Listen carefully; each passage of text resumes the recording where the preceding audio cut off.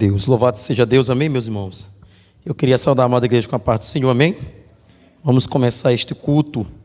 Eu já queria que os nossos irmãos fechassem seus olhos, para que a gente possa iniciar mais um trabalho, mais um culto de ensinamento da palavra, e que sejam abençoados não somente a igreja do Senhor, quanto também aqueles que vão acompanhar esse trabalho, que o Senhor possa abençoar a sua vida em nome de Jesus, a todos que vão poder aqui se aprofundar nos textos bíblicos, amém? Que possamos assim orar. Fechamos nossos olhos. Senhor nosso Deus e nosso Pai, Deus, diante da Tua presença, neste momento estamos aqui e nós estamos em mais um culto de ensinamento da Tua palavra, em mais um culto a qual ministraremos a Tua santa palavra, e será uma noite muito especial, Deus, será uma noite de muito impacto para as nossas mentes, para os nossos corações, levando em conta que o Senhor, Ele se faz presente em nosso meio, e estamos estudando, estamos nos aprofundando, examinando as Sagradas Escrituras, para que nós não possamos ser encontrados em falha quanto acerca dos ensinamentos da Tua palavra. Deus, nessa noite eu quero abençoar o coração dos nossos irmãos, sejam aqueles que já estão aqui, ou aqueles que estão saindo de suas casas, até mesmo aqueles que vão acompanhar, Senhor, depois em nosso canal, que o Senhor possa abençoar de graça, Senhor, que eles possam crescer na base do conhecimento, na base da verdade genuína, que é a Tua palavra. E nesse momento, Pai, eu te peço em nome de Jesus, que a Tua presença seja manifestada, que a Tua presença seja notória em nosso meio, que o Senhor possa trabalhar, Senhor, em nossas mentes, trabalhar em nossos corações, para que haja um aperfeiçoamento em nós, nas Tuas qualidades espirituais, como disse o apóstolo Paulo, quando escreve a carta aos Gálatas, no capítulo 5, versículo de número 23, ele diz para nós, que nós possamos combater com muita veemência, com muita propriedade, com muita maturidade, acerca das obras carnais. Nós não queremos de forma alguma,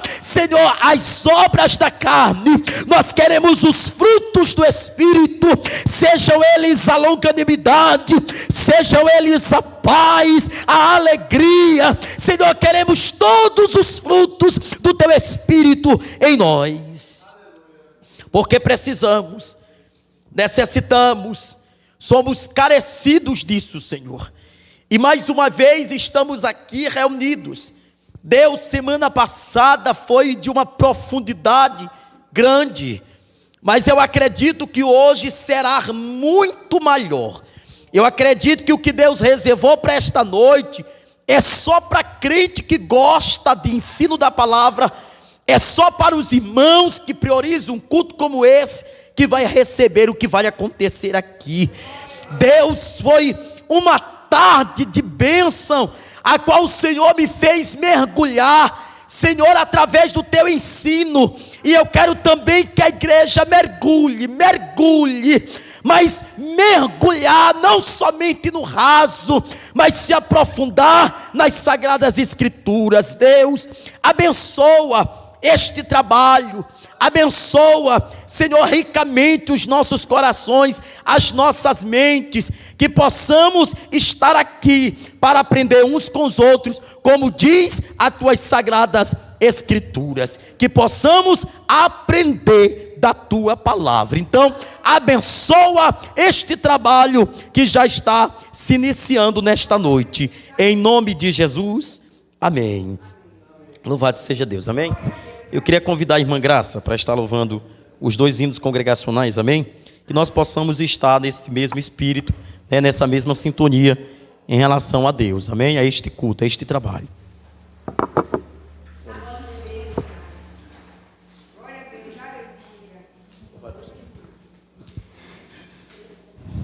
Glória a Deus. Saúde a igreja com a graça e a paz do Senhor. Graças a Deus. Vamos louvar o 336. Glória a Jesus. Nós te louvamos, Senhor Jesus. Bendizemos o Senhor Jesus pela oportunidade de estarmos aqui na sua presença esta noite. Aleluias. Vamos orarmos, aliás, louvarmos a oração de Elias, amém? Glória a Deus. Louvado seja o teu nome. Aleluia, Jesus. Senhor, eu quero te louvar, te agradecer, te bendizer, te exaltar, Deus, por esse dia, Senhor, que o Senhor nos presenteia, Senhor. Muito obrigada por estarmos aqui na tua casa e na tua presença. Glória a Deus. Elias no Carmelo orou com insistência a Deus. Curvado ao pó com fé clamou, por chuva lá dos céus. Chuva, manda, Senhor, a chuva do Santo Consolador. Manda chuva, forte Salvador. Na tua igreja faz descer a chuva de poder. Vai, servo meu, do monte olhar, se nuvens negras vêm, pois pode agora Deus mandar a chuva a nós também. Chuva,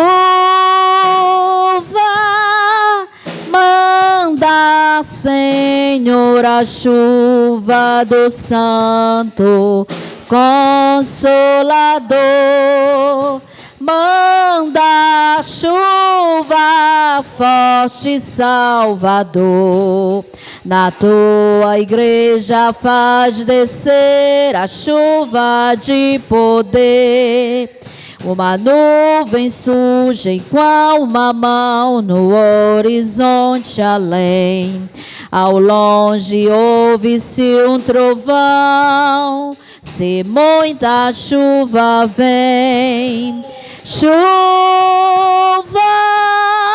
manda, Senhor, a chuva do Santo Consolador. Manda chuva, forte Salvador. Na tua igreja faz descer a chuva de poder.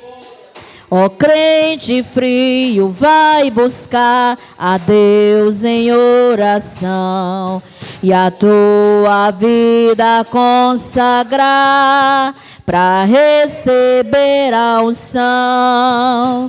Chuva,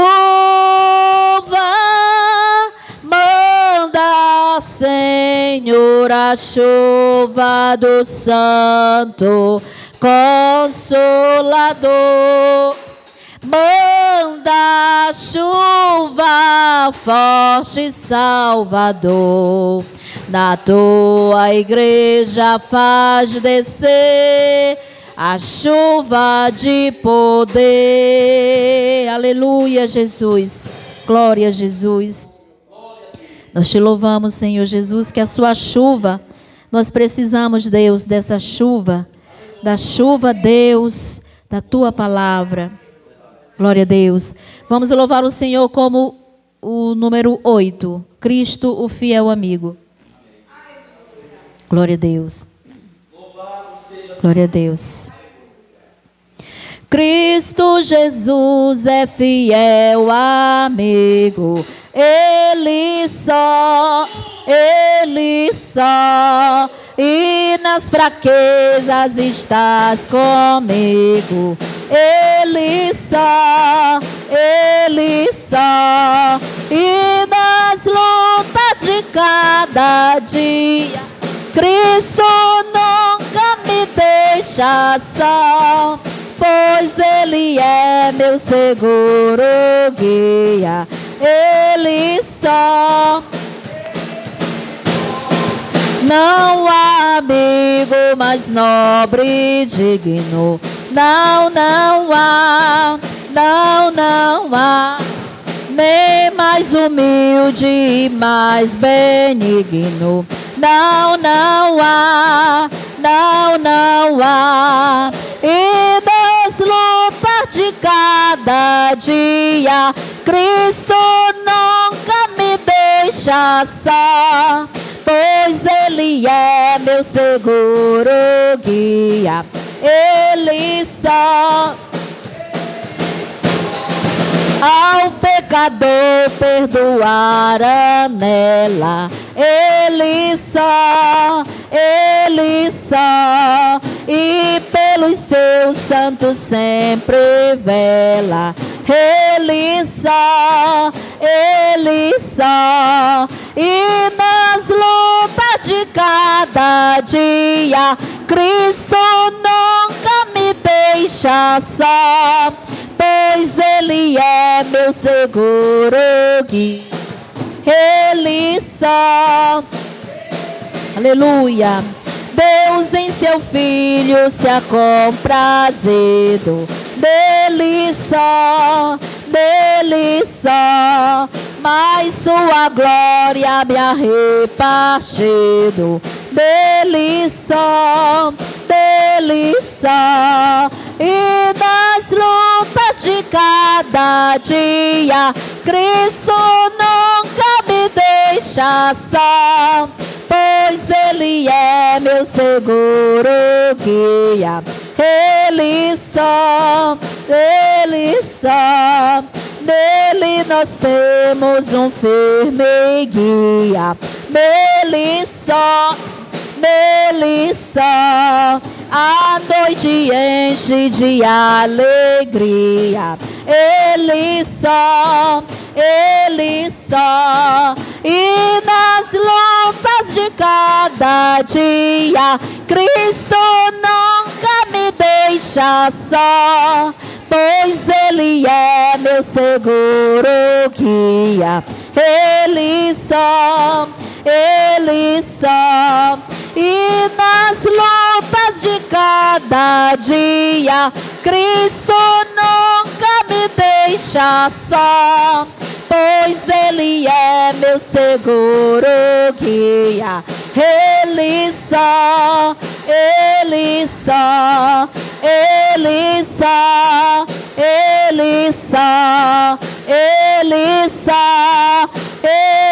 só,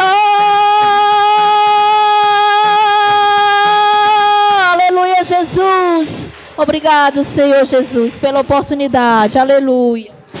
Glória a Deus. Louvado seja Deus. Aleluia. Amém? Meus queridos irmãos, vamos convidar a irmã Ivana para estar louvando. E aí nós já vamos recolher dízimos e oferta da casa do nosso Deus. Amém? Glória a Deus. Louvado seja Deus.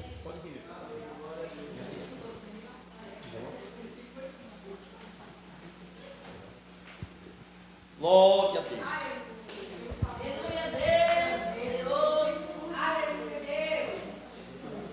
Glória, aleluia. Bendito teu nome, Jesus. Glória a Deus, aleluia. Saúde da amada igreja com a graça e a paz do Senhor, amém?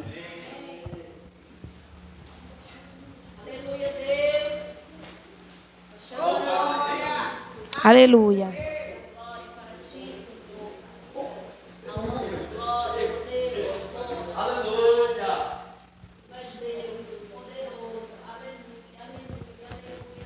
Aleluia, Jesus. Glória a Deus.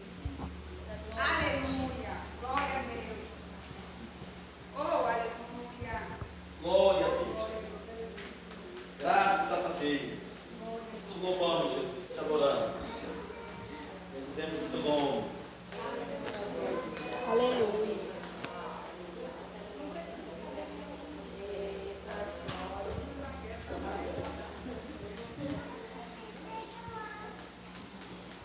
Oh Deus, te louvamos, te adoramos. Louvado seja Deus. Aleluia, Jesus. Santo tu és. Glória a Deus. Bendito seja Deus. Bendito seja o seu santo poder. Bendito seja o seu santo Glória a Deus, aleluia.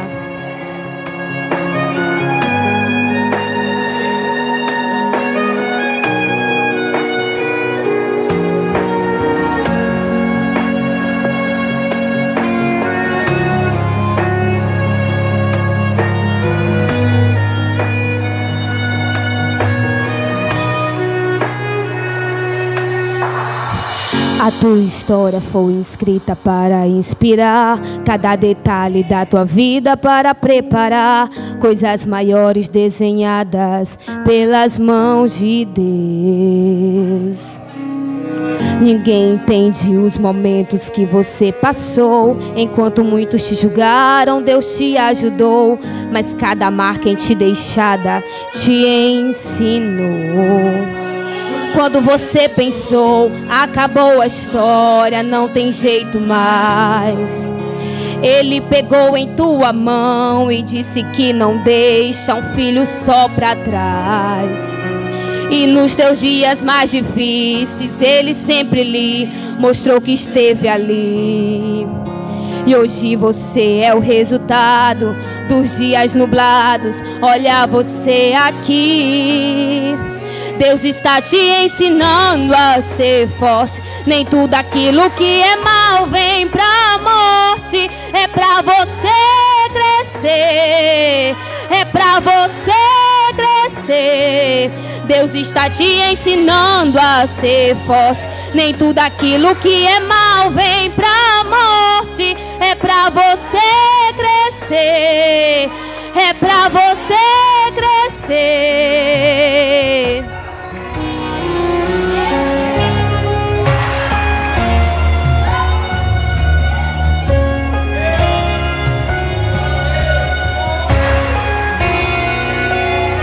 Quando você pensou, acabou a história, não tem jeito mais. Ele pegou em tua mão e disse que não deixa um filho só pra trás. E nos seus dias mais difíceis, Ele sempre lhe mostrou que esteve ali. E hoje você é o resultado dos dias nublados. Olha você aqui. Deus está te ensinando a ser forte. Nem tudo aquilo que é mal vem pra morte. É pra você crescer. É pra você crescer.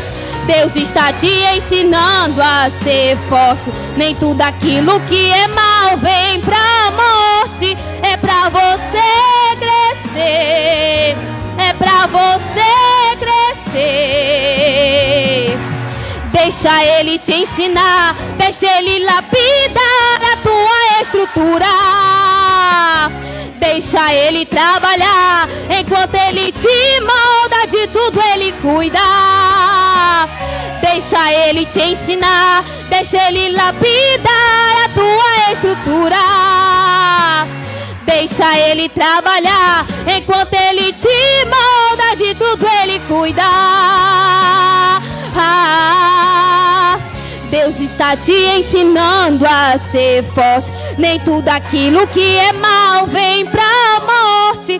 É pra você crescer. É pra você crescer. Deus está te ensinando a ser forte. Nem tudo aquilo que é mal vem pra morte. É pra você crescer. É pra você crescer. É pra você entender. Filho, eu estou te ensinando. Filho, estou te lapidando. Agradeço a oportunidade em nome de Jesus.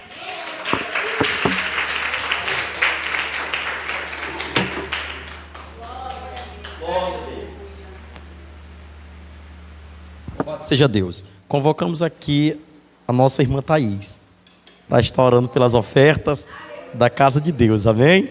Louvado seja Deus. Amém.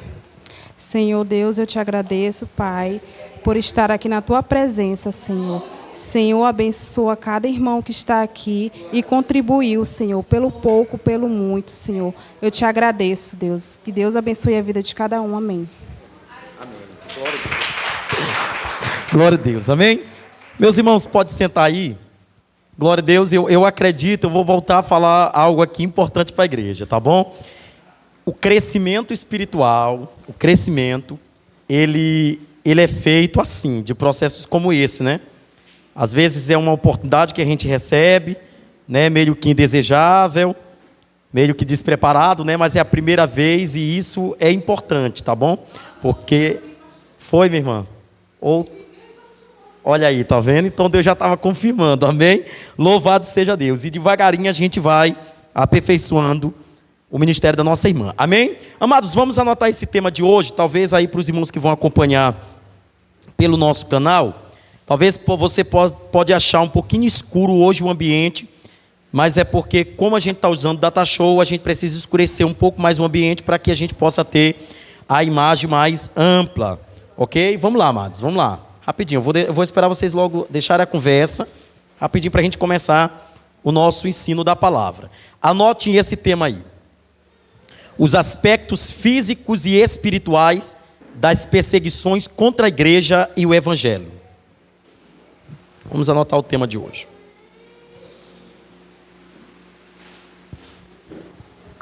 Os aspectos físicos e espirituais das perseguições contra a igreja e o evangelho. Amém? Anotaram o tema? Vamos lá. Novamente, eu vou dar uma outra ressalva e uma observação para vocês. Vocês se lembram que eu falei com vocês há algumas semanas que sempre que eu faço o convite no grupo da igreja, eu já coloco o tema, vocês se lembram? Aí o que vocês já fazem? Vocês já trazem esse tema já por escrito na primeira folha, tá bom? Bem em cima, que você já sabe que é o tema que nós vamos estar trabalhando, ok? Vamos passar e vamos fazer uma leitura do livro de Romanos, capítulo 1, versículo 16. Vamos fazer essa leitura. Romanos, capítulo 1, versículo 16. Aos irmãos que não trouxeram caneta e papel, já pelo menos pegue sua Bíblia para você não ficar por fora do assunto. E vamos fazer a leitura. Romanos, capítulo 1, versículo 16.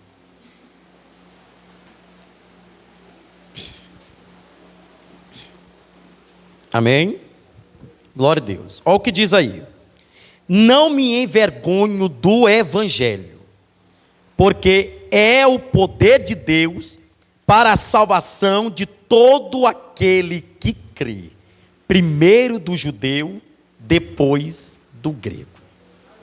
Ok? Eu vou repetir de novo: não me envergonho do evangelho, porque de fato é o poder de Deus para a salvação de todo aquele que nele crê, primeiro dos judeus e depois do grego. Amém? Olha só, hoje nós vamos aprender e nós vamos nos aprofundar exatamente acerca das perseguições religiosas e acerca das perseguições contra a igreja de Deus. Eu quero diferenciar aqui duas coisas para a gente começar. Primeiro, que o tema específico que estamos trabalhando é acerca dos sinais da volta de Jesus. E entre esses sinais que são consistentes a esse tempo e a essa época, existe a questão da perseguição. Porque se a gente voltar na compreensão lá do capítulo 24 do livro de Mateus, nós observamos que vai existir um aumento de tudo aquilo que já existia. E Jesus, ele não deixa isso por fora. Mas se eu fosse fazer essa pergunta aqui para os irmãos, será que vocês saberiam responder essa pergunta? Olha essa pergunta aqui. Você sabe exatamente aonde inicia biblicamente as perseguições contra o evangelho e seus seguidores? Vocês sabem o ponto exato de onde iniciou na Bíblia? Eu quero que todos relatam aqui. Quem sabe? Levanta a mão aí, pastor, eu vou arriscar. Depois da morte de Jesus. Alguém disse ali. Depois do Pentecoste. Alguém mais? E depois da morte de Estevão? Que mais? Tá bom? Olha só. Conheceremos essa história profundamente e para isso precisaremos usar a teologia como base. Porque isso aqui também é teológico. Mas como vocês se enganaram? Tu sabe desde quando se começa a perseguição contra a igreja e contra o evangelho de Cristo? No exato momento que nasce o cristianismo. É desde Jesus. E vocês vão analisar comigo, tá certo? Eu trouxe algumas bases e eu vou usar bastante data show até para que vocês não escrevam bastante. Vamos lá, olha só. O nascimento de Jesus e a sua promessa inicia uma grande perseguição religiosa. E claro que continua, ela não se baseia só nisso. Existe um período na história que a nação romana aparece muito mais na história do que propriamente o povo de Deus. E eu vou explicar isso aqui no detalhe. Vocês se lembram que no Antigo Testamento nós não tínhamos a palavra deriva de igreja, nós não tínhamos isso. Nós tínhamos um povo que era chamado povo de Deus. Mas, pastor, alguém pode olhar para mim e dizer assim, mas as batalhas, as perseguições contra a igreja, contra o povo de Deus, já existiam muito mais antes. Isso no Antigo Testamento, porque depois que Deus forma a nação de Israel, é notório que a gente vai perceber que, por exemplo, os filisteus, os assírios, os egípcios, eles se levantam com grande veemência contra o povo de Deus, e eles perseguem, eles se levantam para querer intentar contra o povo de Deus. Mas observa o termo que eu grifei. No Antigo Testamento o povo era de Deus.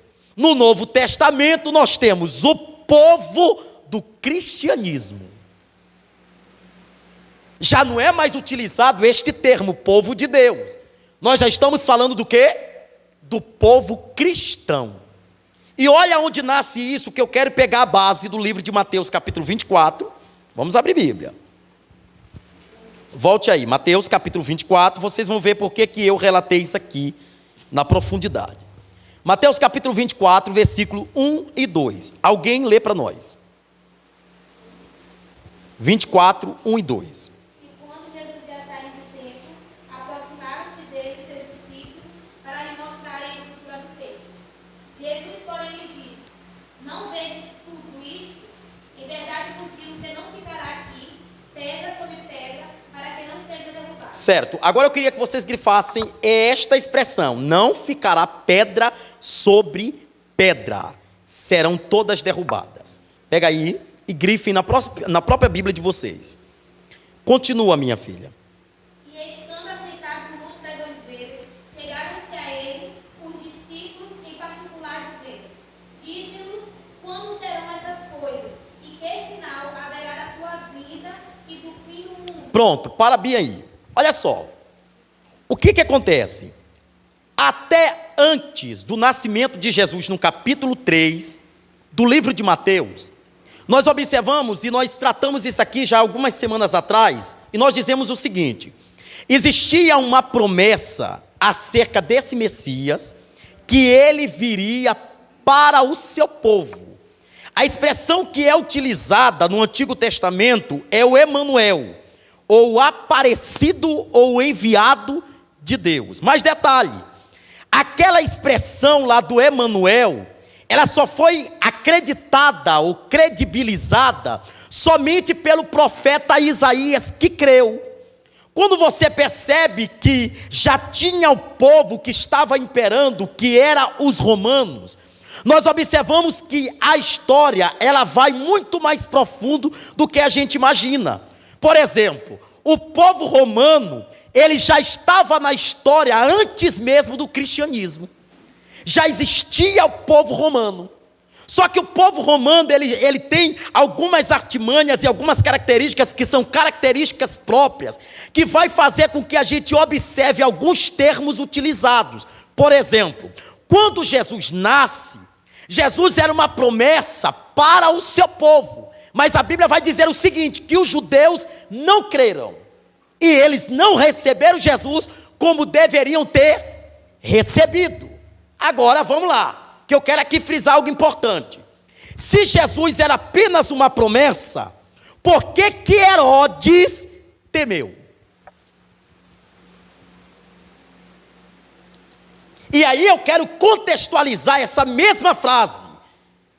Talvez para Herodes esta promessa teve mais impacto do que para os judeus, como deveria. Quando Herodes soube que Jesus estava entre o povo, já estava nascido, ele logo intentou uma fúria contra aquele menino. Ele cirou, decretou a morte de todo menino do sexo masculino, de toda criança.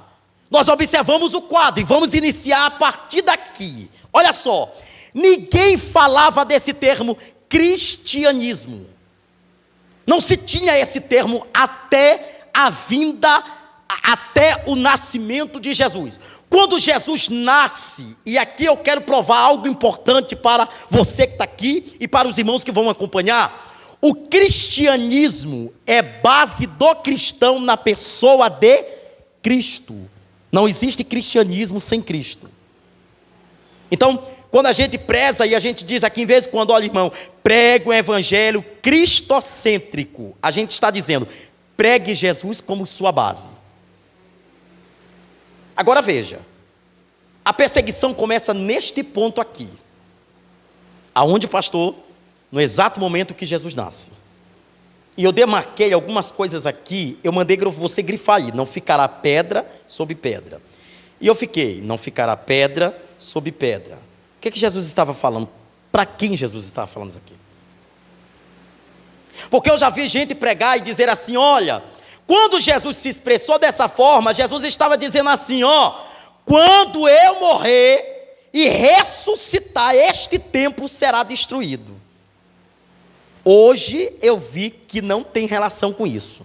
Vocês vão descobrir por que Jesus disse essa frase. Tá certo? Então vamos lá, olha só. Esses imperadores, que eu vou grifar eles todos aqui daqui a pouco, em especiais, eles foram responsáveis por alguns ataques religiosos por intermédio de Roma. Ou seja, na verdade, as perseguições não começaram em Atos dos Apóstolos. As perseguições aconteceram e começaram a acontecer exatamente no ponto em que Jesus nasce. A partir dali, eles começam a perseguir. Eu grifei eles e eu quero que vocês anotem isso aqui, um por um. Não anota nem data e nem forma de atuações. Eu só quero que vocês anotem os imperadores. Só isso. O nome de cada um deles. Vamos conhecer quem são eles. Isso daqui é teológico, gente. Isso daqui não é história de carochinha, não. É Bíblia. Ok? Anotem aí. Os imperadores que perseguiram a Cristo e perseguiram a igreja. Oi. Deixa eu ver aqui se eu dou uma aumentada mais aqui. Tá bom? Pronto.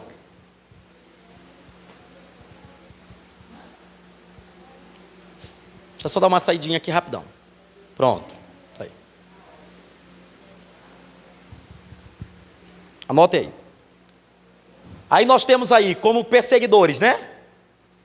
Augusto, Tibério, ou Tíberio, como alguns fazem a leitura, Calígula, Cláudio, Nero, Vespasiano e Tito. Eu vou explicar um a um. Anotem aí.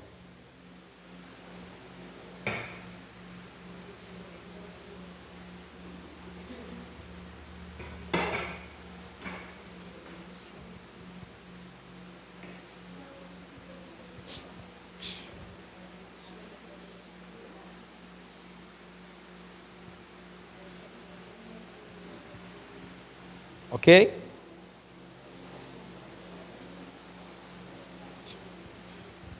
Anotaram todo mundo? Aí eu quero que a gente faça a leitura aqui agora. Vamos analisar. Olha só. Nós temos em especiais 7 nomes. Vocês percebem que aqui no gráfico está grifado 2 nomes finais. E eu vou explicar por que estão grifados. Isso aqui é Bíblia, meu irmão. Primeiro nós temos Augusto. Talvez a história bíblica nunca contou detalhes sobre esse homem, mas eu vou contar aqui. Olha só, Augusto, a data da atuação dele, ele atua no Império Romano entre 27 antes de Cristo e 14 depois de Cristo. Mas ele tem algo aqui específico, porque foi no período dele, foi sob o governo dele que Jesus nasceu. Agora olha isso aqui. Porém, nesse tempo, houve um período onde havia cultos prestados ao imperador. Pastor, eu quero que o senhor me explique esses cultos que eram prestados ao imperador. O que acontece? Existe um período na história cronológica bíblica em que, quando a gente parte daquela base bíblica de Ageu capítulo 2, vocês se lembram? Quando Ageu profere dizendo assim: e a glória da segunda casa será maior do que a da primeira. Aquela relação em que o profeta Ageu faz, é uma relação que ele dá uma direção para o segundo templo, que seria reconstruído por ordenâncias divinas, ou por ordenâncias de Deus. Quando Deus utiliza do profeta Ageu, ele fala que a função do templo, naquele momento, é para a adoração de Deus, como tinha sido lá no primeiro. Vocês se lembram? Lá no livro de Esdras, quando Nabucodonosor invadiu Jerusalém, e naquela época ele invadiu em especial, por Judá. Vocês se lembram que o rei Joaquim, ele estava como chefe ou como rei naquela época, e a Bíblia diz que o Senhor já tinha advertido ele, dizendo para ele que era para ele preparar o exército, que era para ele guardar a cidade, porque eles iriam invadir a cidade e iriam usurpar aquilo que era do Senhor, como de fato aconteceu. Ele não vigiou, ele não armou a cidade, e a Bíblia vai dizer o quê? Que Nabucodonosor invade. Quais são os ingredientes que Nabucodonosor leva de dentro da cidade? O primeiro deles, ele entra dentro do templo. Ele leva o que do templo? A arca, os utensílios, sejam eles de prata, sejam eles de bronze, Eles começam a levar para onde? Para a Babilônia.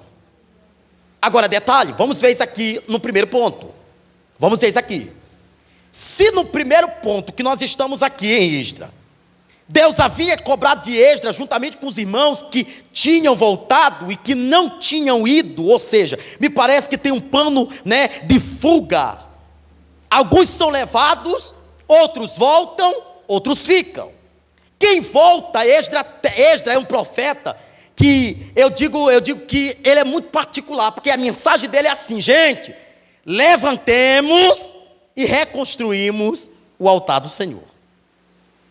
Ele é que diz isso. Mas o povo está desanimado. Então observa comigo.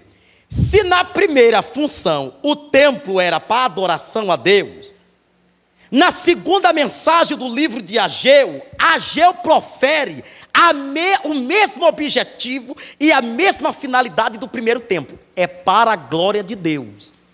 O que é que os governadores ou os imperadores romanos fazem? Vamos pegar este templo e vamos construir ou reformá-los para a nossa glória. Ou seja, então, os cultos prestados ao imperador saíam daquilo que era necessário, que era um templo de adoração a Deus. Eles rompiam até com o templo. Eu vou mostrar algumas imagens daqui a pouco que vai espantar vocês, minha gente. Tá bom? Inverteram o objetivo. Segundo, nós temos Tibério. Eu estou fazendo essa leitura Tibério porque é uma leitura mais, meio que aportuguesada dessa palavra, ou desse termo aqui. Tibério, ele vai governar entre 14 a.C. e 37 depois de Cristo, até que é muito longo, o período em que ele vai atuar. Só que a forma de atuação negativa em relação à perseguição do cristianismo é que, durante o seu governo, Jesus efetuou o seu ministério público e também foi morto. Gente, vocês querem ver uma coisa? Nós nunca pregamos isso aqui. A história parece que ela não conta esse detalhe. Aí a gente fica agarrado, não. Quem era o governador daquela época era Herodes. A gente fica só com Herodes, mas a gente esquece que por detrás de um governo existe um império. E esse imperador, ele é maior do que o governo. É como se Herodes estivesse sujeito à vontade dos romanos. Eu vou explicar isso aqui mais tarde, tá certo? Vamos lá. É Calígula. Nós temos aí a data prevista dele entre 37 depois de Cristo a 41 depois de Cristo, até que foi um curto espaço de tempo. Exigiu que lhe prestasse culto. E olha isso aqui, ele foi muito profundo. além de exigir que as pessoas prestassem culto, ele ordenou que a sua estátua fosse construída no templo de Jerusalém. Mas não aconteceu porque ele morreu antes. Está vendo? Olha isso aqui. Aí nós temos Cláudio, que entra na história no século 41 depois de Cristo, e ele vai até 54 depois de Cristo. Olha isso aqui, gente.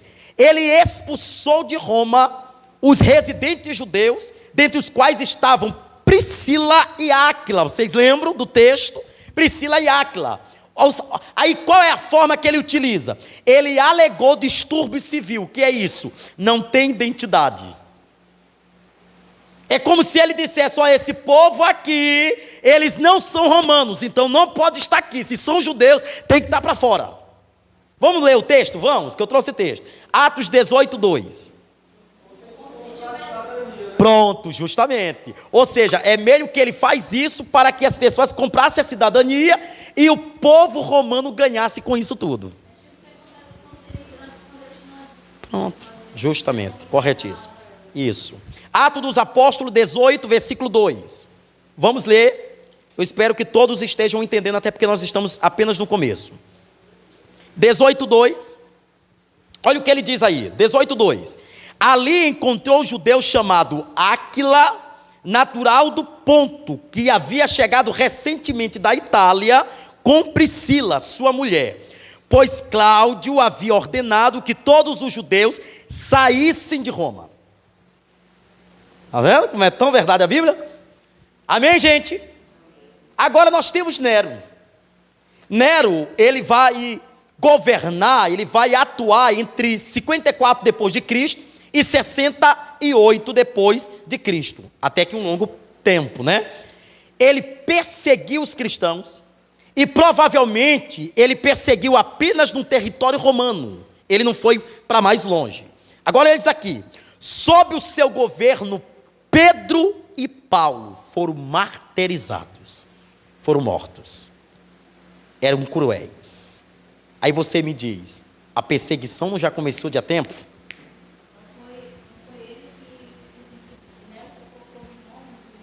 Sim, mas eu vou já fazer uma observação aqui em relação a isso, tá certo? Aí nós temos quem agora? Vespasiano. Vespasiano e Tito, eu quero frisar porque eu coloquei eles ali sublinhados. Por quê? Se tratam de pai e filho. Tá bom? Eles são pai e filhos, e eu vou já contar uma historinha aqui, rapidão, tá certo? Olha só, Vespasiano em especial, ele pegou o reinado em 69 depois de Cristo, e foi até 79 depois de Cristo, não muito. Enquanto ele era general romano, olha isso aqui, a esperteza do rapaz. Ele era somente general. E somente como general, ele começou a esmagar. Essa expressão aí é o quê? Agitar. Tá bom? Algumas revoltas judaicas. Ele retornou para Jerusalém, ele retornou para Roma para se tornar imperador e coube a função ao filho Tito. Eu vou já contar algo aqui importante, tá certo? Aí Tito já pega de 79 depois de Cristo e vai até 81. Se não me falha a memória, é o menor deles, tá certo? Sob o seu comando, à frente do exército romano, destruiu Jerusalém, que agora que eu vou entrar no contexto, e seu templo em 70 depois de Cristo.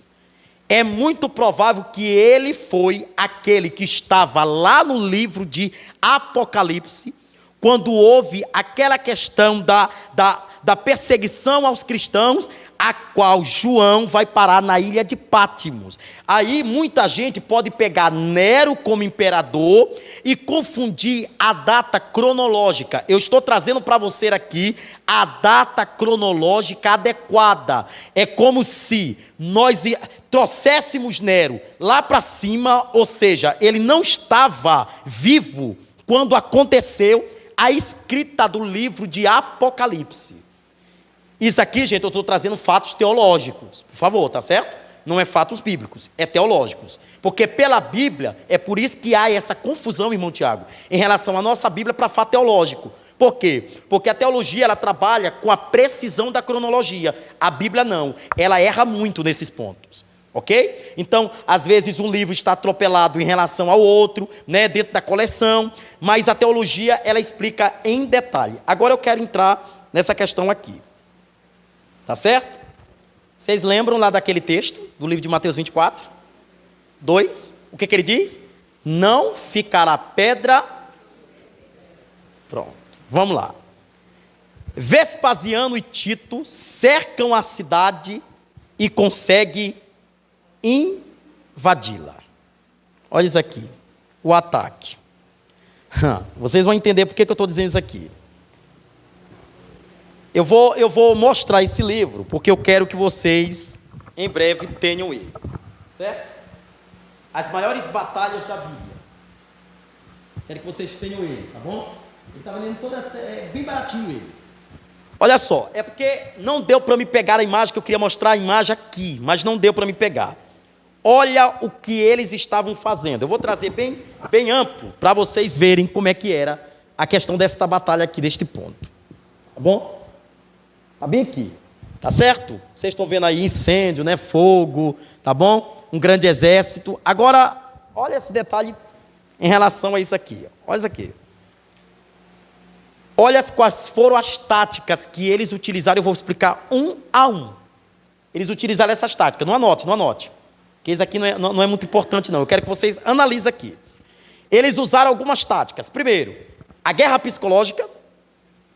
Segundo, a tática da guerrilha.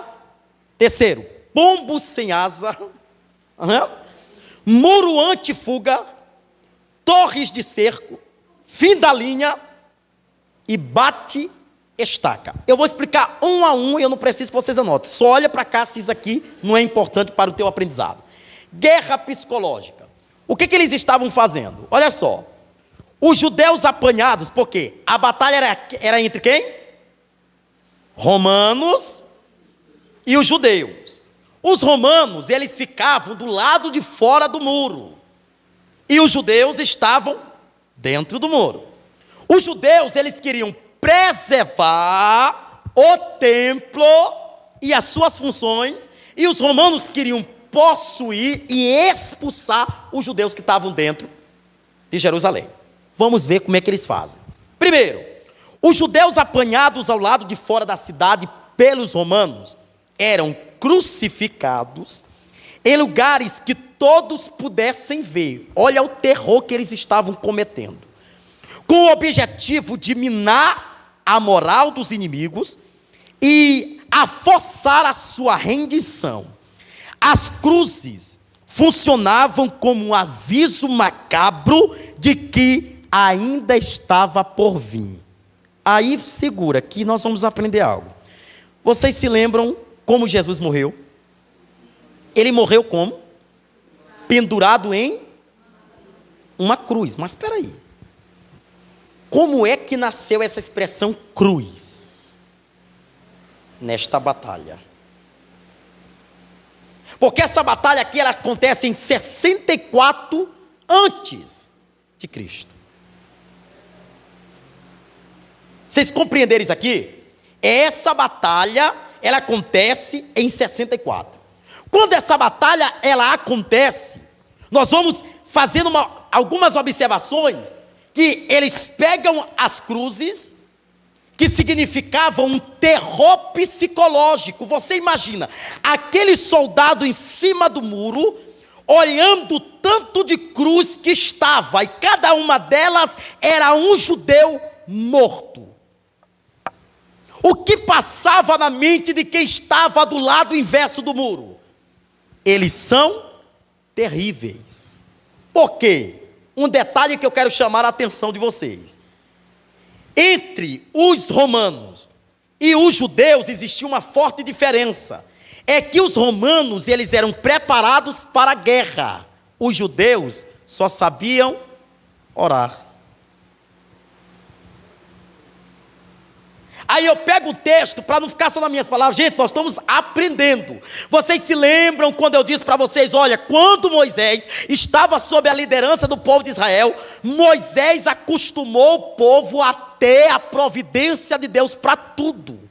Quando Josué entra em ação, Deus olha para Josué e diz assim: tu precisa colocar armamento para este povo, porque as nações que estão adiante, eles têm arma, eles têm lança, eles têm escudo, eles têm estratégia. Então vocês têm que ser homens civis e militares. O que Deus estava dizendo?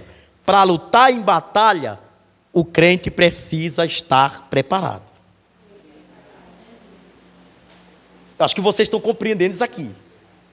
Gente, não tem uma coisa que fracassa as nossas vidas do que o inimigo trancar as nossas mentes.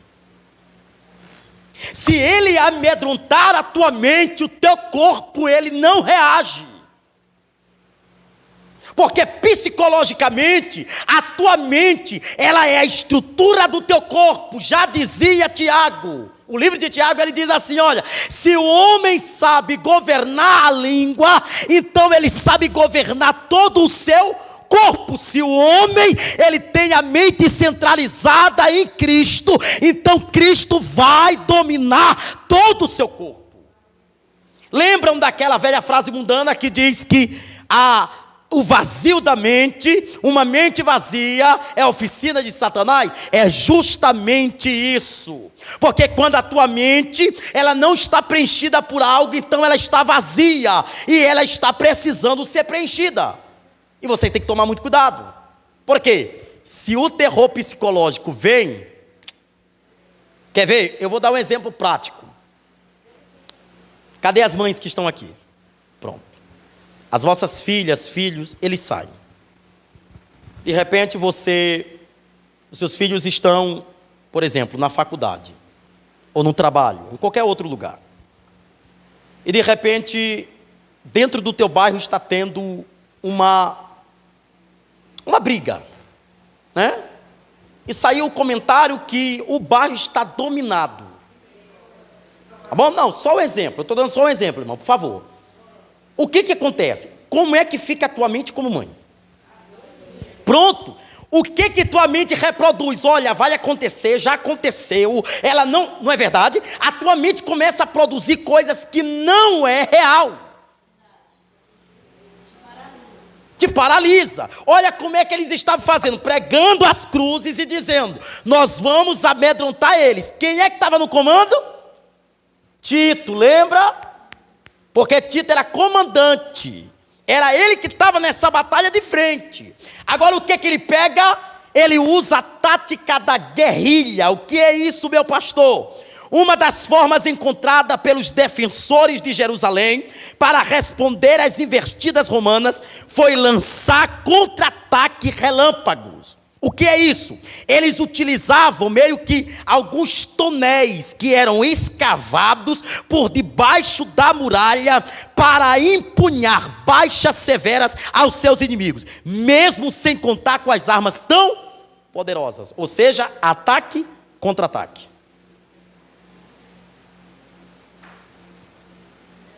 Lembrando, os romanos eram pessoas que sabiam batalhar. Ok? Aí eles utilizam também de quê, gente? Bombos, né? Pombos sem asas. Pombos sem asas. Pastor, o que é isso? Pombos sem asa. Além de soldados muito bem treinados, as legiões contavam com armas sofisticadas para a época, como as caputuas, que lançavam pedra de mais ou menos 25 quilos. O que era isso? É como se fosse um guindaste. Eles lançavam a pedra para dentro da cidade, fazendo com que as muralhas fossem prensadas e caíssem, porque é pedra sobre pedra. Não, a expressão que se usa aqui é catapultas. Com L, catapultas, né? Mas eu estou usando a expressão mais aportuguesada, né? Estilingue. Um estilingue grande, tá bom? Para mandar a pedra, ou para soltar a pedra, ou para disparar, ok? Olha o detalhe, os romanos atiravam primeiro um projétil feito de chumbo com uma linha amarrada. Olha isso aqui, a compreensão. Quarta, nós temos o muro anti-fuga. Pastor, esse muro anti-fuga, o que é isso? Outra maneira de estimular a rendição dos judeus era fazê-los passar fome. Olha isso aqui. Além de cercar a cidade com tropas, os romanos construíram um muro e um fosso para garantir que nenhum inimigo pudesse entrar ou sair de Jerusalém. Fecha a porta aí, minha filhota. Ar-condicionado ligado. O que é isso aqui? Vocês olham para cá e vocês compreendam. Pastor, não já tinha um muro em Jerusalém? Que muro é esse que os romanos constroem? Era simples. Eles constroem um muro para que eles pudessem ser impedidos de buscar o alimento. Se eles ficassem presos nos muros, então eles passariam necessidade, e através da necessidade eles ficavam fracos. Eu vou explicar um detalhe que talvez vai ser muito bom para você. Não faça jejum sem que você prepare fisicamente o teu corpo. Às vezes o crente, ele acha, eu vou explicar isso aqui porque é bíblico. Meu filho, fecha essa porta, tá bom? Olha isso aqui, eu vou explicar isso aqui porque é bíblico para as nossas vidas. Nós como crentes, nós precisamos ter um cuidado quanto acerca do nosso corpo. Ele reage. E a Bíblia vai dizer, e quem diz isso aí não sou eu, é a Bíblia. O que Deus se agrada são de pessoas que obedecem, em vez de sacrificar. Nós achamos que poder está naquela persistência de algo, e nós não entendemos que, na verdade, o poder não está nisso. O poder está em você obedecer corretamente a voz de Deus.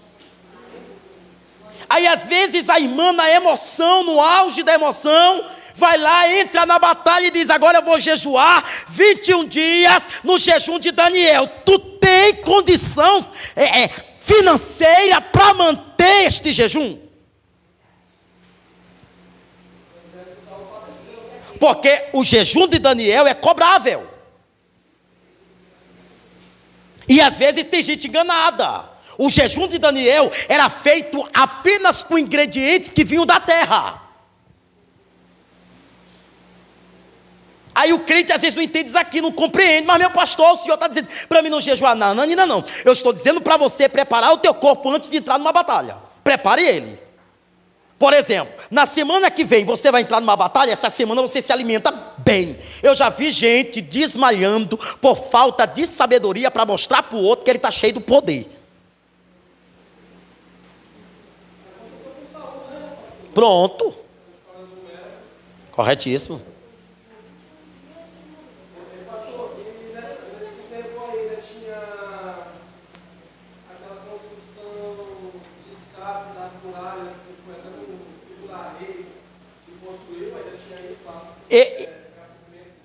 Pronto, eu creio que nessa base aqui que nós estamos utilizando em relação à muralha já construída, né, pelo povo romano, eu acredito que não tinha. Nessa base aqui, nesse contexto, não. Tá bom? Mas lá para frente eu acredito que nós vamos chegar nessa base aí para a gente tirar essa dúvida mais concreta em relação à Bíblia. Tá certo, gente? Aí nós temos o que agora mais? Torres de cerco, não é isso? Torres de cerco. O que é isso, pastor? Elas ultrapassavam em 2 a 3 metros a altura da muralha. Tinham uma coberta de couro para torná-lo menos vulnerável às flechas e às tentativas de incendiá-la. Mesmo assim, os judeus conseguiram atear fogo e pelo menos uma das torres. Eu queria mostrar a imagem, mas olha o que é as torres de cerco. É como se fosse algumas torres que eles construíram pequenas em relação à muralha, para impedir que o fogo que era lançado de dentro das muralhas pudessem afetar o território romano. Eu não sei se vocês estão compreendendo bem aqui, ó. Ela está bem aqui, ó. Tá certo? Eles mantinham ela, que era para evitar aquele esforço físico em relação às lanças ou até mesmo os... Fala, gente, me ajuda aí aqui. Agora, o escudo. Tá vendo? Porque o escudo era muito frágil. Eu vou explicar isso aqui lá para frente. Tá certo, amados? Todos estão aprendendo, gente? Por favor, só quero que vocês aprendam. Fim da linha. O que é isso, meu pastor? Defensores bem que tentaram evitar a destruição do templo, mas os romanos conseguiram matá-los e queimaram o santuário. Restou apenas a parede ocidental, que está em pé até o dia de hoje. De fato está, porque eu fiz uma pesquisa também. O muro hoje é chamado Muro das Lamentações. Só ficou aquele muro. Vocês entenderam? Então, nós estamos explicando para os irmãos que é por isso, talvez, que os judeus até hoje, eles prezam em manter aquele rito. E esses judeus são chamados de judeus ortodoxos, que é aqueles que acreditam que esse Messias ainda não veio, que ainda virá na sua primeira vinda. E de fato nós cremos que ele já está vindo na segunda. Tem todo um aparato deles. Todo o aparato deles. Tá bom? Sim.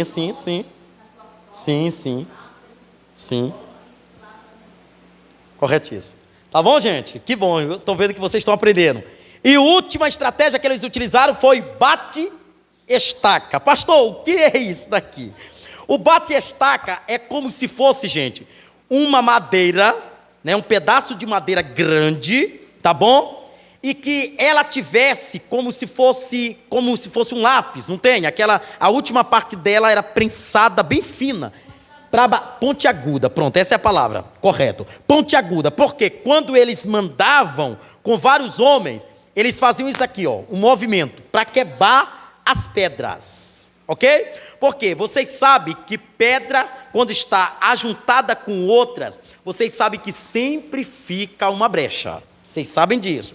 Por isso que, por exemplo, nas nossas construções aqui, nós usamos a pedra brita 0, porque a 1 ela ainda é vazada. Por isso que a grande maioria dos pedreiros, eles utilizam para fazer o concreto, para fazer, né, laje, eles utilizam a 0. Porque de fato elas ficam muito mais prensadas umas à outra. Porque a 1 ela já fica um pouco grande e pode ter vazamento na estrutura dela. Tá bom? E detalhe importante, gente, isso aqui é físico mesmo. É totalmente físico. Se nós não tivermos cuidado com aquilo que nós construímos, ele pode desmoronar. E não é diferente em nossa vida espiritual. Às vezes nós estamos construindo uma vida espiritual não sólida, mas tão rasa, que qualquer coisa tira a gente da presença de Deus. Nós não podemos ter isso. Esse período aí foi aquele período que Israel foi dizimado de uma forma tão absurda que a história que eu li que não ficou uma árvore em pé em Jerusalém porque eles tiraram todas as árvores para pacificar. Agora veja, eu vou lhe explicar isso aqui no texto que a gente utilizou. Só se lembra, quando o Senhor disse, não ficará pedra sobre pedra.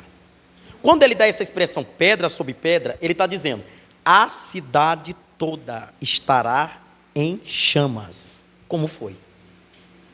Mataram todos, não sobrou ninguém. Acabou. A senhora compreende? Agora vamos dar continuidade para a gente ver. Por quê? Durante tudo isso aqui, em que esse período acontece, nós vamos observar o seguinte. Olha isso aqui, gente. Nós vamos observar que antes desse fato, nós tínhamos o judaísmo como o império das religiões em relação aos judeus. Nós tínhamos o judaísmo. Depois desse fato, nós vamos observar agora o governo de Herodes.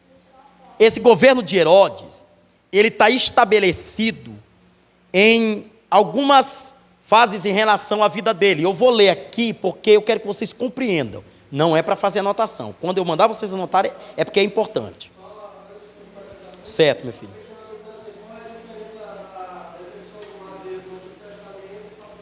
Como repete de novo aí? Qual é a diferença da execução lá de Deuteronômio? Certo.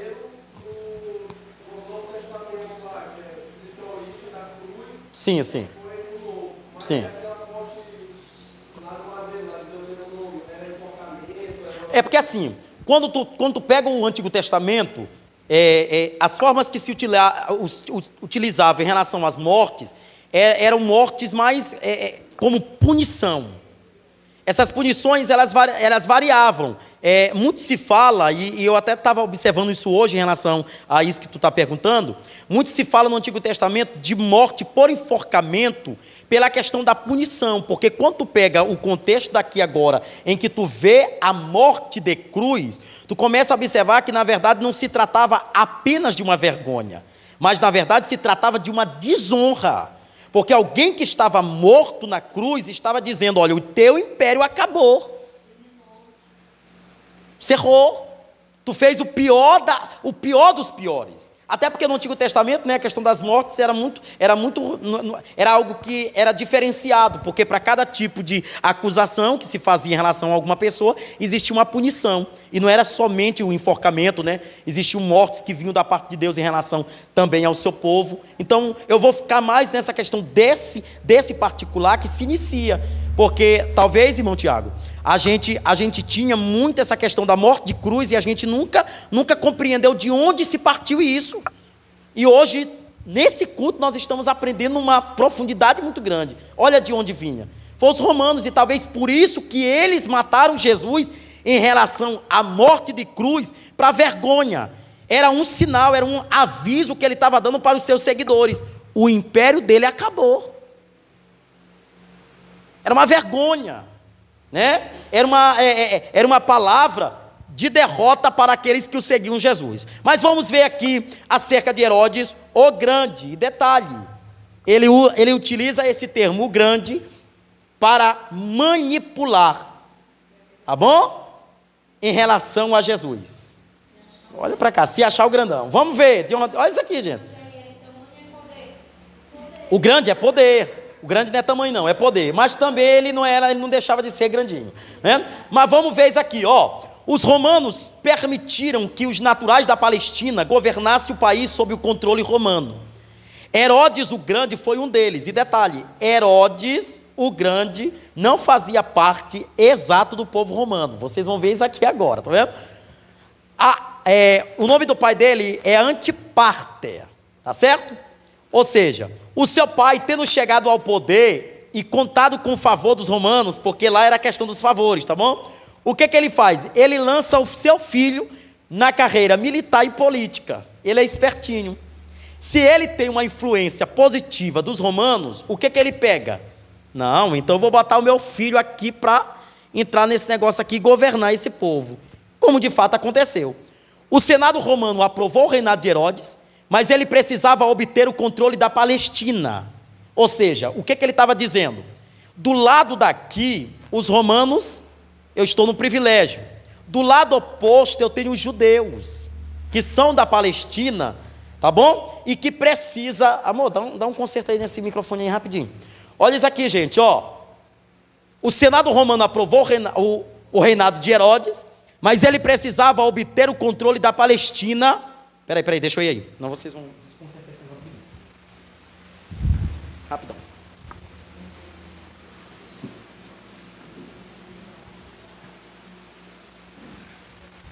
Vamos lá, dando continuidade aqui rapidinho, ó. O Senado romano aprovou o reinado de Herodes, mas ele precisava obter o controle da Palestina mediante o poder das armas. Em razão da sua ascendência, olha aí de onde o cabra vem. Tá vendo? Do quê? Iduméia. Pastor, que povo é esse? Sabe por que os judeus não queriam que Herodes fizesse parte do reinado de Roma? Era simples. Porque Iduméia, esse povo específico, olha só, ó, eles eram descendentes dos edomitas, descendentes de Esaú. Só que esses descendentes, eles eram conhecidos como invejoso, né? Astuto e cruel. Agora vocês entenderam por que a rejeição do povo judeu para Herodes? Porque se Herodes tinha uma descendência, ele ia puxar para os seus descendentes. Então o povo judeu começou a perceber que na verdade Herodes era uma ameaça à sua crença, às suas possibilidades. Pronto, eu vou falar aqui e eu vou mencionar isso aqui. Sabe por que hoje nós não queremos no governo, tá bom? Nós não queremos de forma alguma aqueles que não prezam pela Bíblia e que quebram os princípios, é por causa disso. Porque a gente sabe que nós vamos sofrer. Nós sabemos que nós vamos sofrer na pele o que muitas vezes eles fazem contra a igreja de Deus. Ok? E não foi diferente. Agora veja, olha só, a sua origem falava muito sobre a sua pessoa. Por isso há uma rejeição dos judeus em relação a Herodes. Olha quem era Herodes. Herodes assassinou 2 de suas mulheres. Ele assassinou, ele matou, e além de matar 2 das mulheres dele, daqui é fato teológico, ele matou pelo menos 3 das suas filhas. Sim.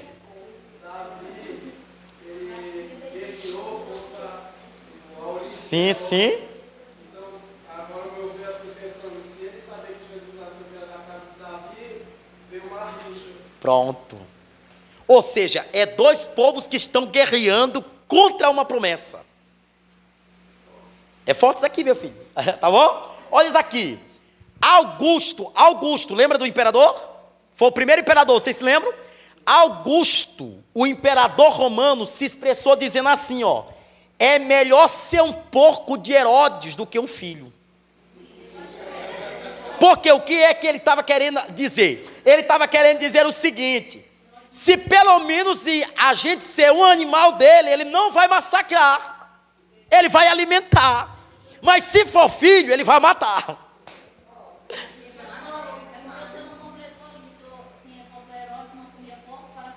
Ah, sim, ó, detalhe, desculpa minha filhota, ó, rapidinho, fez uma observação aí.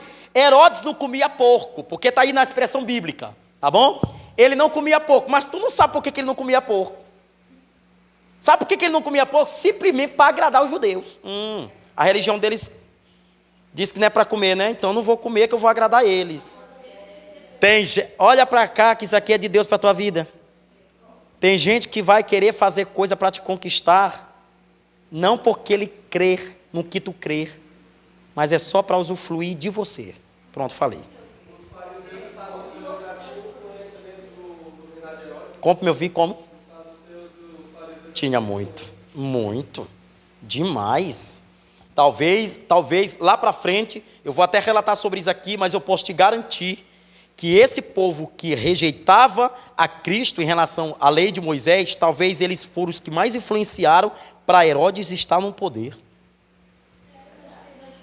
Tá bom? Pronto, tá bom? Aí, agora eu entendo, irmão Tiago e Igreja do Senhor. Por isso é que Paulo disse: o crente que é luz, ele não se mistura com as trevas.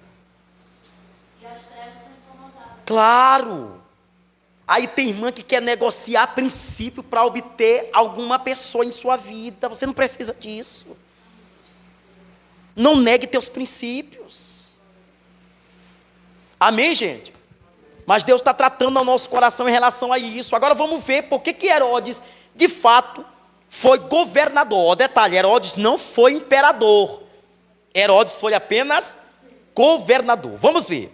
O que fez Herodes permanecer diante de muitas lutas pelo poder nas camadas mais altas do governo romano foi: ele tinha eficiência, ele tinha lealdade, ele tinha seriedade diante dos desafios. Por isso que ele estava no poder. Você está pensando que Herodes, ele não era eficiente no seu governo? Era. Você está pensando que ele não era leal para quem pôs ele sobre o governo? Era. Talvez por isso é que os fariseus, os saduceus, aqueles que estavam da lei de Moisés, pediram para Herodes, justamente para ele denegrir essa imagem de Cristo, levando em conta a lei, justamente por causa desse detalhe aqui, ó. Porque ele tinha uma lealdade a ser prestada. E lealdade é uma coisa que todos nós queremos quando se trata de alguém da nossa vida. Eficiência nós queremos, mas o que talvez pode ter sido mais caracterizado por ele foi a seriedade. Ele era um homem culto, um homem prensado, um homem que sabia o que queria, um homem que tinha determinação. Tá bom? E talvez, amados, por isso que a Bíblia tanto fala e Jesus Cristo se expressa dizendo: os filhos das trevas são mais ágeis do que os filhos da luz. Porque os filhos da luz são preguiçosos espiritualmente. Eles não querem batalhar para correr atrás. Eles não querem estudar para conquistar. Eles querem ficar apenas no quê? No rito. Ora por mim, para me passar na prova. Ora. Eu sempre digo, Deus não é ingrato com ninguém. E Deus não tem injustiça nele próprio. Ele é justo. Se ele vê que o ímpio, 5 horas da manhã, está levantado para estudar, para fazer um concurso público, é dele a vaga. E não do crente que vai orar para obter vitória. Procure estudar, rapaz. Momento de orar é momento de orar. Momento de estudar é momento de estudar. Professor, muito bem, gostei. Nós estamos numa aula aqui mesmo, né?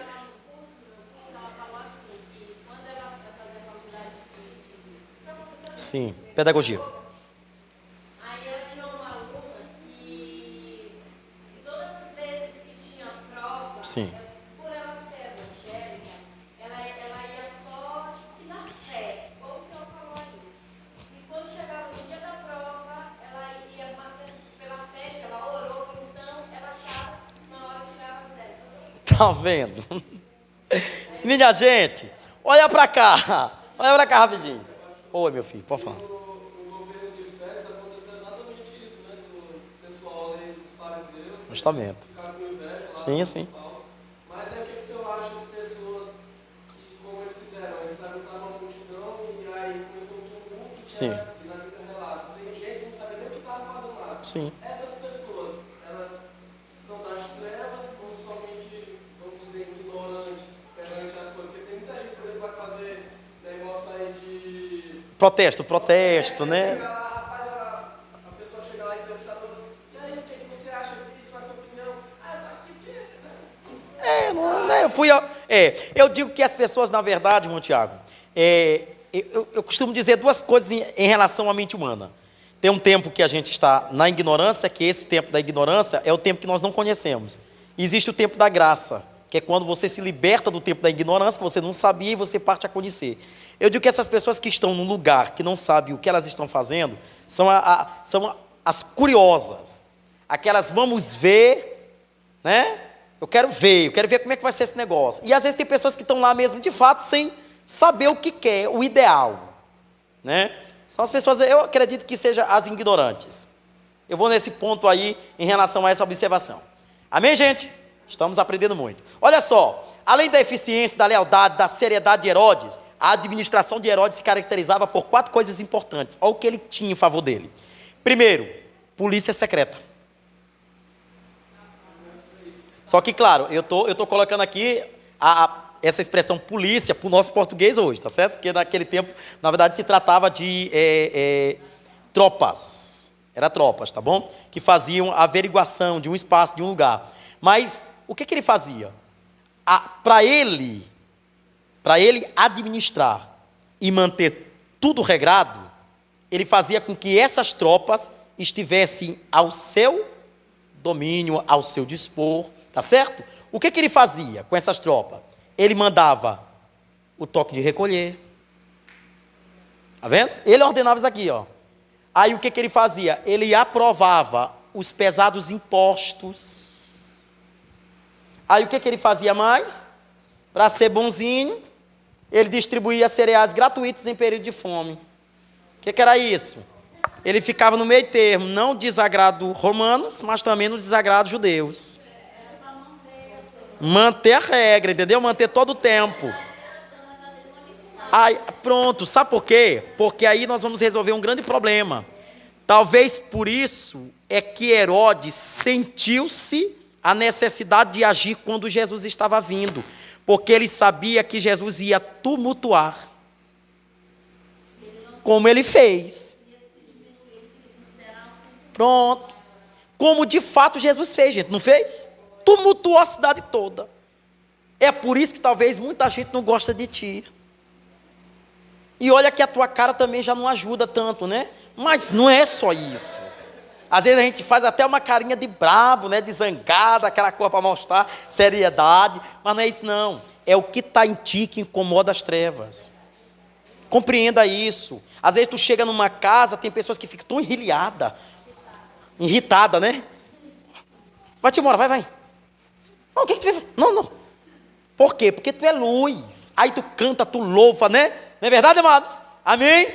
Porém, sua maior intenção era agradar os judeus, para que não lhe ocasionasse conflito em sua administração. Por esse motivo, mandou reformar o templo. E aqui eu quero parar no negócio. Herodes não mandou reformar templo para mostrar que ele tinha poder. Ele mandou reformar o templo porque ele queria fazer o quê? Trazer os judeus para perto dele. Só que aí acontece o inverso. Olha como é que esse homem aqui, ele é tão queridinho. Sabe como é que ele faz essa reforma em relação ao templo? Ele utiliza o mármore branco, que naquela época o mármore branco seria uma das pedras mais caras que existiam naquela época. Olha só para vocês verem, tá bom? Toda de mármore de branco, toda de ouro e todas feitas de pedras preciosas. Tá pensando que é pedra? Preciosas. Do melhor. Mas para quê, pastor? Para alegar que ele tinha feito o maior templo. E segundo a teologia, quem nunca viu esse templo não sabe o que é beleza.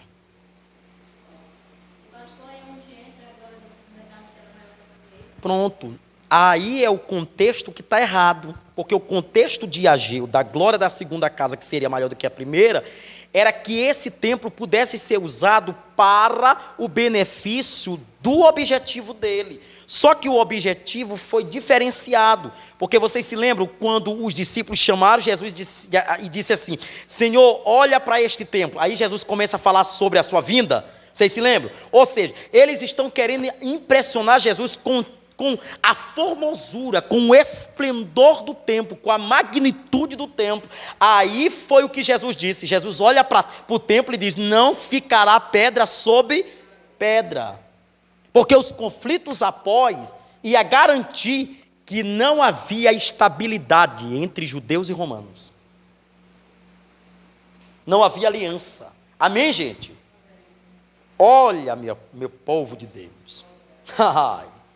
Você sabe por que Paulo utiliza um soldado romano como base para falar do soldado de Cristo? Você sabe por quê? Você tem ideia? Pode ser. Das armas? Pode ser. Sim. Agora veja comigo. Foi o que eu fiquei matando minha cabeça. Por que Paulo não utilizou os filisteus? Por que Paulo não pegou os cananeus como exemplo? Ele pega os romanos. Certo? Pode ser. Vamos ver isso aqui. Pode falar, meu filho. Pronto, vamos ver. Vamos analisar. Amém? Olha só. O que os soldados romanos tinham? Agora vocês vão descobrir um negócio aqui importantíssimo. Não anote. Leia. Armadura. Era uma malha de ferro traçado. Tá vendo?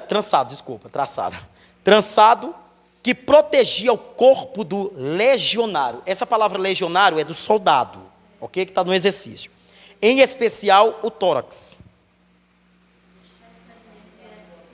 Tá bom? Aí eu vou pegar aqui um exemplo prático para me mostrar para vocês. Eu trouxe daqui, por isso que eu quero que vocês providenciem esse. Olha isso aqui, ó. Eu vou voltar a imagem, que agora que eu estou me lembrando que eu deixei a imagem lá. Olha só, vocês estão olhando lá? Em cima? Olha só.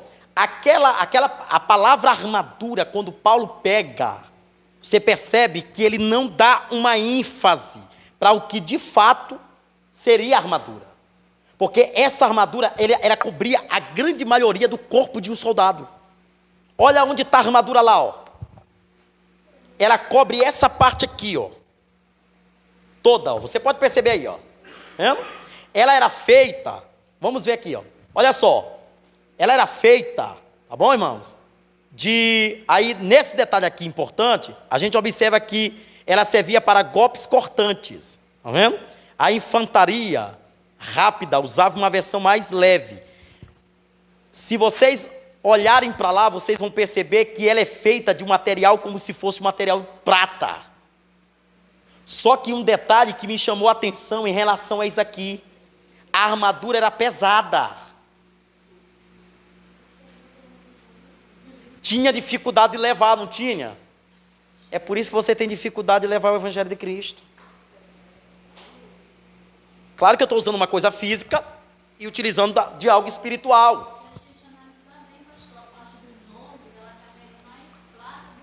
Pronto. Olha isso aqui, olha como é que é importante. Quando a gente utiliza, eu não sei se vocês já viram aquele suspensório, né? Eu chamo de suspensório, né? Aquele que a gente utiliza no paletó, que ele pega a calça, né? E ele mantém aqui em cima dos ombros. Olha a sensação que a gente tem, meu irmão, nós estamos numa profundidade muito grande. Quando tu está orando por alguém, tu não entende. Tu está pensando que tu está levando esse alguém nas costas. Mas tu não está levando nas costas. Tu está levando, sabe aonde?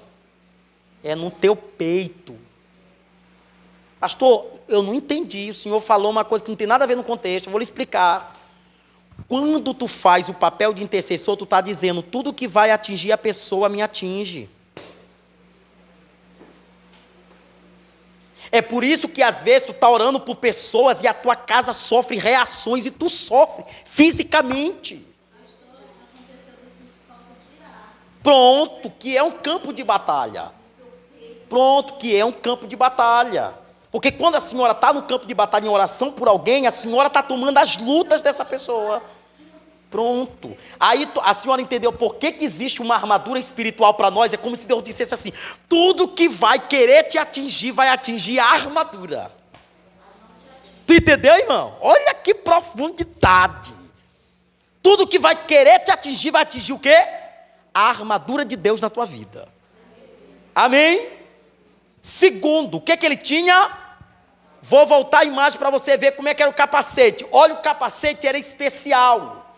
O capacete, ela cobria toda a face interior, ou exterior, desculpa. Tá bom? Ela pegava direita e esquerda. Ela encaixava na cabeça de fato, a ponto de não ter possibilidade de vir uma lança.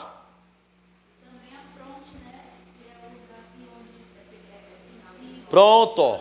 Ó. Tá vendo? Olha isso aqui, gente.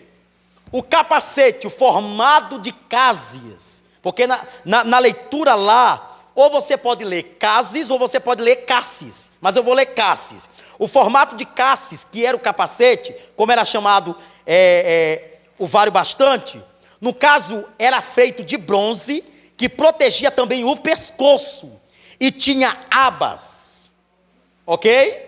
Que tinha abas móveis para proteção das orelhas e também da face. É como se a movimentação não pudesse ser uma movimentação brusca, a ponto de estar desprotegido para uma lança vinda do inimigo. Está entendendo, crente? É por isso que Deus está te dando o capacete da salvação. Porque o capacete da salvação, ele vai te ajudar a enfrentar o teu inimigo. Não vai deixar a possibilidade dele te matar. O que é que eles tinham? Uma lança. Vamos ver a imagem da lança lá? Olha aí. A lança. Essa lança aqui era especial.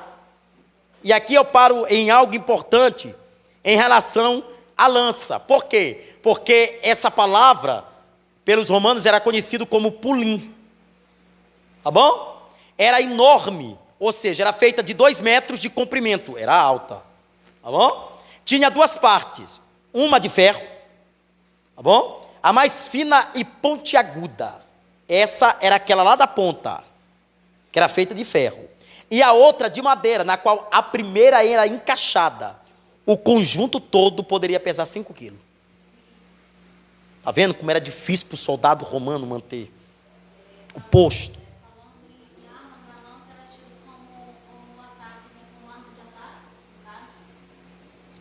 Eu vou explicar um detalhe importante para a senhora.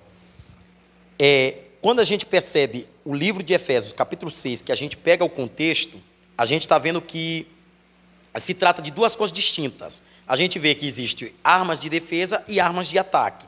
Essas aqui, a gente já mencionou aqui em vários tipos de meio, né? A gente já viu ela misturada entre elas, né? Porque o capacete é de proteção, né? Aí a gente viu também a armadura, que é de proteção, e essa lança em especial, ela é de ataque. Só que existe uma menorzinha que daqui a pouco eu quero frisar nela, para a gente não confundir elas duas, tá bom? Porque tem gente que confunde elas duas aí. É a espada. Por quê? Porque a espada ela é diferente da lança. A espada ela é conhecida como espata, tá bom? Tinha lâmina de aço com 1 metro de comprimento.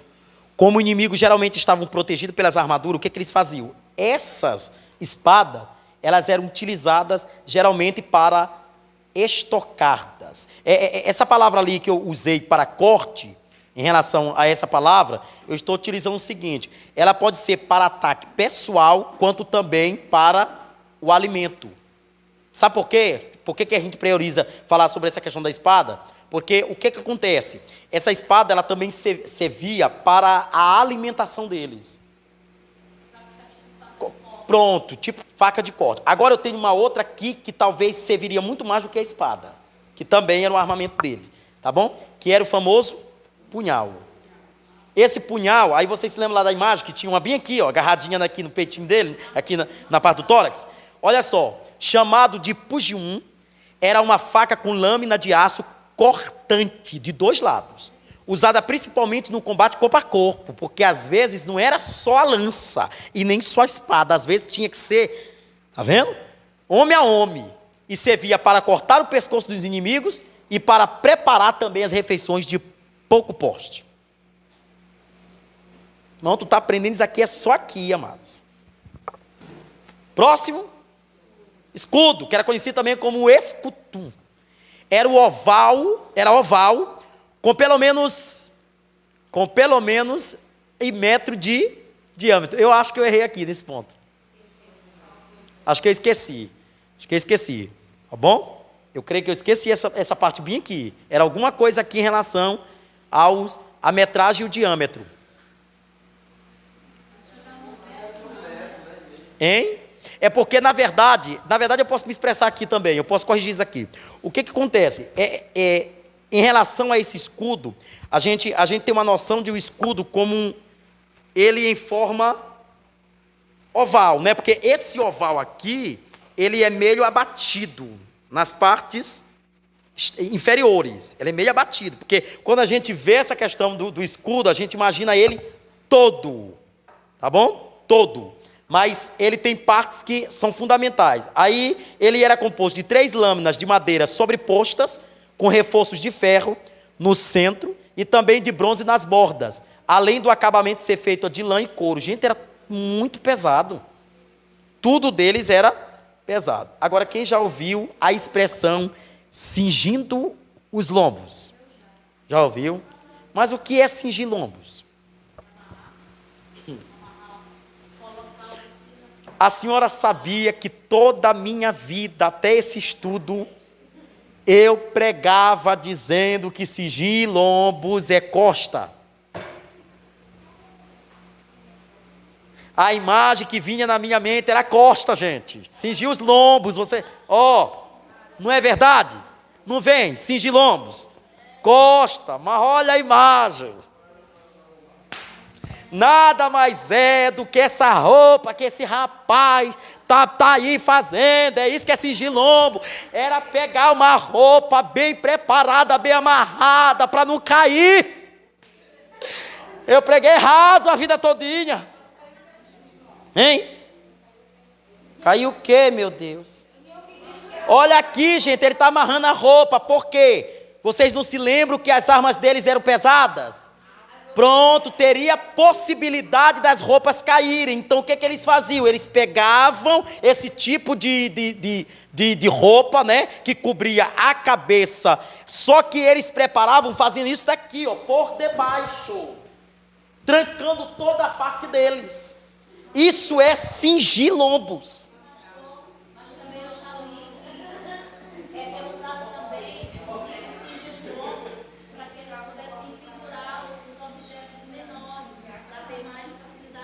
Justamente, também correto, também correto. Mas olha aí, gente, quando vocês compreenderem isso aqui, quando a gente não sabe o que a gente prega, erradamente, amados, foi perdoável? Foi. Mas hoje é diferente, hoje nós já estamos sabendo, ó, quando eu disser, irmão, cinja os teus lombos, o que é que eu estou dizendo? Amarra a tua roupa, vista, hein? Não, eu pensava que era os ombros, meus irmãos. Amém, gente? Pronto, terminamos por aqui, mas eu quero continuar falando rapidamente, só em 5 minutos, para a gente concluir, em relação a essas perseguições. Qual? Não, a senhora tira aqui no notebook daqui a pouco, depois de terminar aqui, tá bom? Gente, olha, para terminar isso aqui, eu queria mencionar o seguinte, preste bem atenção. Não é de agora que existem batalhas contra o cristianismo. Essas batalhas eu acho que nós estamos saindo, eu tenho certeza que nós estamos saindo com a mente aqui sabendo de fatos bíblicos muito profundos. As batalhas religiosas, elas já vêm muito tempo, mas as batalhas contra a igreja, elas começaram a inflamar o crescimento delas ainda mais neste tempo. Eu queria dizer para vocês, e eu queria frisar isso aqui para a gente terminar esse estudo. Hoje as batalhas não é contra o cristianismo, é contra a igreja estabelecida. Quando eu vejo o livro de Atos dos Apóstolos, Clarinha, quando eu vejo o livro de Atos dos Apóstolos, eu observo quanto a Bíblia preza que nós conseguimos manter as nossas vidas bem alinhadas a Cristo. Atos dos Apóstolos começou e desencadeou uma grande perseguição contra a igreja. E o que os romanos queriam fazer com a igreja não tinha nada a ver com algo pessoal, tinha a ver contra a promessa de Cristo, do crescimento espantoso da igreja, dos crentes. E hoje nós resultamos nisso tudo. Enquanto a igreja de Atos, ela crescia e se tinha perseguições, a igreja atual está nessa mesma base. Nós estamos sendo perseguidos de formas diferenciadas. Enquanto nós imaginamos, irmão Rosinete, que a perseguição hoje, minha filha, se trata de perseguição crente a crente, não é mais isso.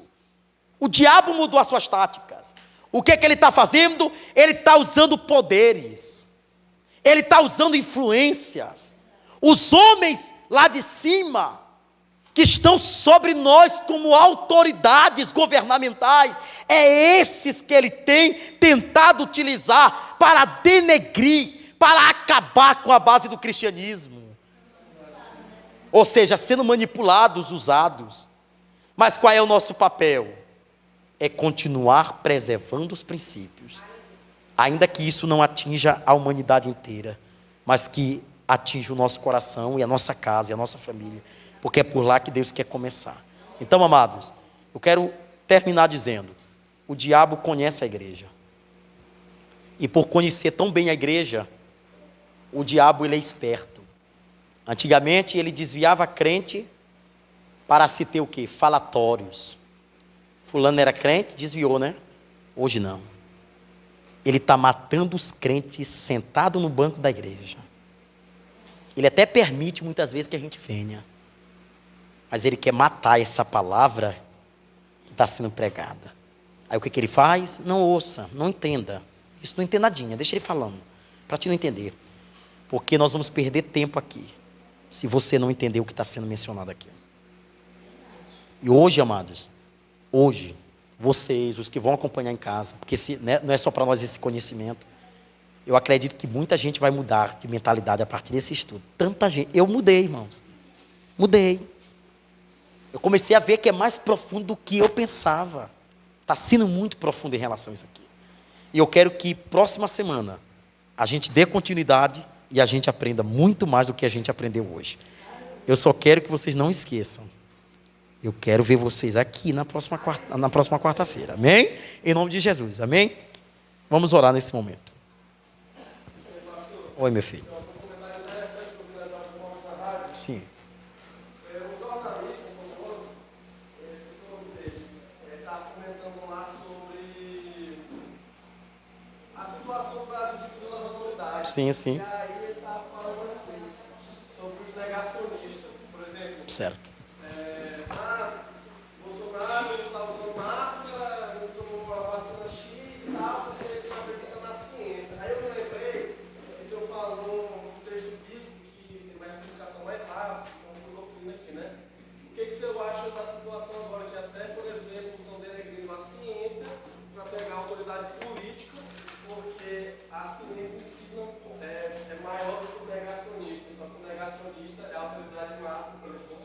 Sim. E aí fica nessa situação agora de hoje que, tipo, antes e agora, né? Falam, Sim. a religião não pode se misturar com política. Correto. Era o pensamento. E aí, por Sim. exemplo, teve esse incidente na igreja do Nicodemos, que Sim. eu relatou aqui, que a gente tem direito pela Constituição de as pessoas virem para a igreja e prestar culto de acordo com as regras do Sim. Sim. Mas aí que está a situação. Existem leis, mas essas leis estão sendo denegridas por causa de fatos científicos. Partidários, né? E negacionismo de esquerda, sei lá, etc. Né? O que você acha essa opinião assim, em relação às igrejas hoje e também às autoridades? Porque é uma situação muito delicada. Tem pessoas que estavam na igreja e não estão mais, porque eles ficam com medo de pandemia. Certo. Eu vou dizer uma coisa para ti, bem aqui, Tiago, rapidão, tá bom, meu filho? Para a gente terminar aqui. Quando eu vi essa questão da pandemia, eu vi essa questão da pandemia como eu utilizei ela da seguinte forma. Eu, Leandro, eu utilizei ela como um aviso de Deus para a igreja. Eu, Leandro, utilizei ela como um aviso de Deus para a igreja.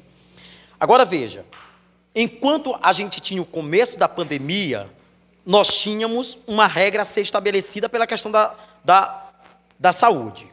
Claro que ela está acima de nós em relação a esse critério do momento. Que aí Paulo tanto preza por isso, que era para a gente obedecer às autoridades. Só que, do tempo para cá, a gente começou a perceber que, na verdade, politizaram essa questão da pandemia. Então, a política entrou e, na verdade, não se tratou mais da ciência combatendo o Covid. Se tratou de políticos combatendo o Covid. E aí tu viu, né? Eu posso até dar uma garantia aqui, eu vou desligar o microfone.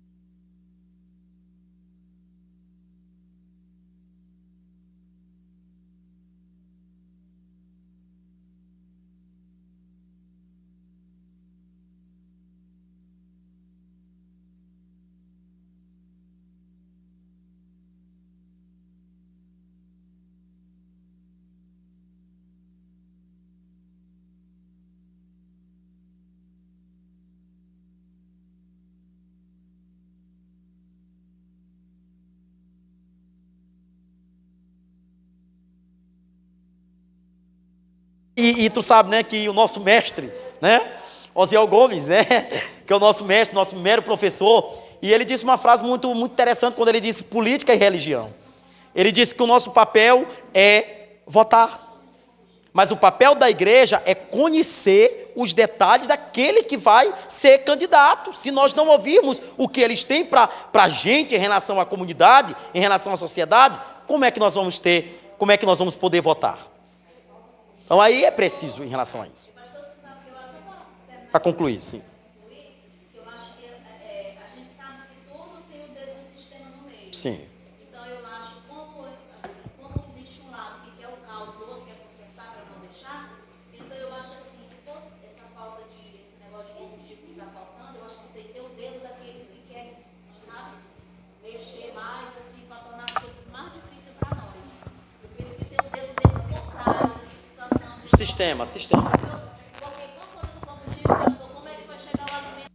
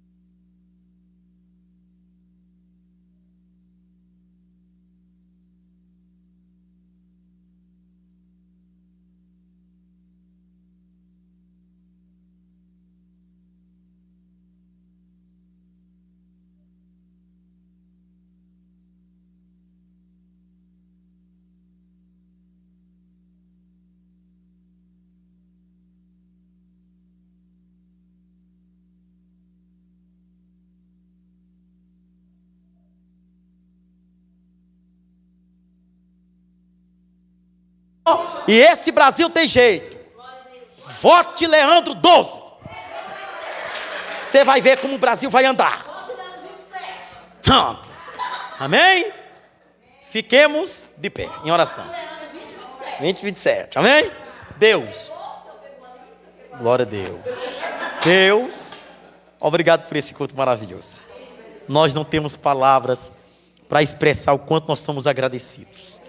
Agradecido por esse alimento. Oh Deus, que bênção. Hoje eu estou saindo daqui cheio de Deus, cheio da tua palavra. Deus, como é bom estar entre nossos irmãos, poder ouvir os nossos irmãos se expressarem, poder aprender uns com os outros. Deus, eu tenho aprendido com a tua igreja, Senhor, eu tenho aprendido uns com os outros dentro da tua palavra, e eu quero te louvar por isso. É louvável isso aqui. É louvável nessa noite, Pai, que nós possamos voltar para nossas residências tomado de tua glória, tomado de tua palavra, e que possamos, quando chegar em casa, rever tudo que aprendemos aqui, fazer algumas análises, como faz o povo bereano, como fazia o povo bereano em relação a Paulo, e que possamos assim aprender da tua palavra. Leve este povo para casa, dando uma noite de bênção, em nome de Jesus. Amém. Levante as mãos, que a graça e a paz e a doce consolação do Espírito Santo esteja com toda a igreja diga comigo. Está encerrado. Que Deus abençoe.